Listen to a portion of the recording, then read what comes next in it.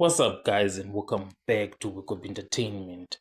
So, when Cyril Ramaphosa returned from the US in Parliament, Julius Malema, was not happy about the trip that Ramaphosa and others had made.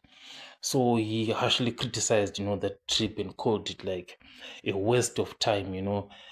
One of the reasons why it was because he was saying that Ramaphosa, he had ran away from a budget crisis.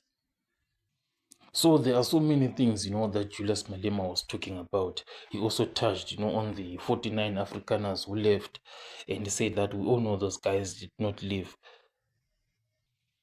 So another kind of exciting part, was when Malema was saying that Ramaphosa actually went there to gossip about him. We all saw that video where Julius Malema was being shown on the screen and being talked about.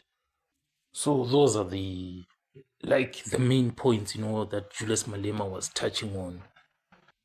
So you could see that Julius Malema was positioning himself, as an uncompromising defender of national sovereignty.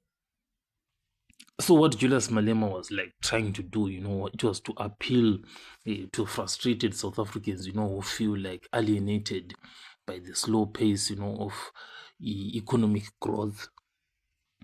So the way that Julius Malema was speaking, it was more of populistic and also strategic, which is meant to position himself, to be in a position whereby he can garner lots of support from a lot of people.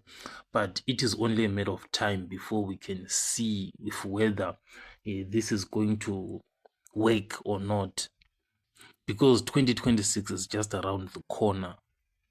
But if you had to ask me, I don't think that is going to translate, into Julius Malema getting lots and lots of support.